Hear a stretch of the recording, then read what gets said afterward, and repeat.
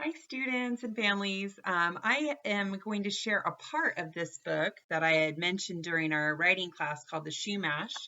Um, Zoe is including a portion in her story about a character learning how to make a basket. And when she researched in the Pink Book, it really doesn't have very much information about how the Shoe Mash made their baskets. So I said I would share this portion of this book. So here it is. The Shumash were great basket weavers. They made different types of baskets for gathering, storing, preparing, and serving food. Sometimes they covered the inside of a basket with tar.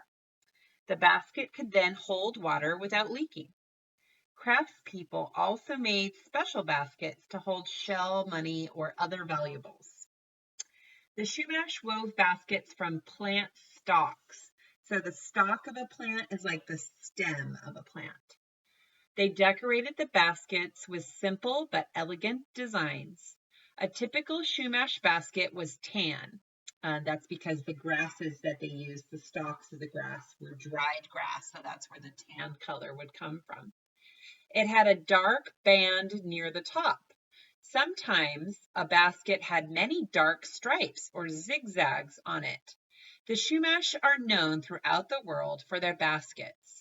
Some believe they are the most beautiful made by an American Indian tribe. And then this caption above these pictures of baskets says, Shumash baskets such as these are both brilliant, beautiful, and useful. So Zoe and anyone else that's doing basket weaving as a part of their story, something that your Shumash character would need to do is to go down to the river or to the lagoon where the river meets the ocean and collect these long reed grasses, the stalks, right? They'd be looking for grasses that had different colors because the way you were able to get different colors into your basket weave, of course, was to have different colored material. Possibly they would dye those grasses, although the book doesn't talk about that process. You might have to Google that and maybe possibly find a video that talks about it. But anyway, they would have to gather the stalks, gather the grasses. They would want to dry them out.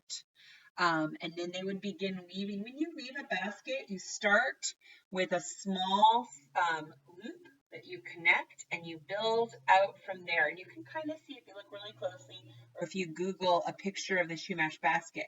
It's like a long quill that goes around and around the center, outward and then upward. And that's how they would have woven their baskets.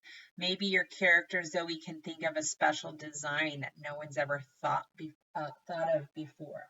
And then this book said that they would even sometimes use tar, which we know that they used with the tamales, to cover the cracks, and that's how they would become waterproof. Of course, the Pink Book says that they were waterproof because the weaving was so tight. They got the grasses woven so tightly together that the water could not come through the cracks. So possibly you can use tar, or maybe she's just pulling or he's pulling the grass very tightly through in order to weave it. So there's a little piece. If I find other information about basket weaving, I'll try to get it on the website as well. Okay, see you soon.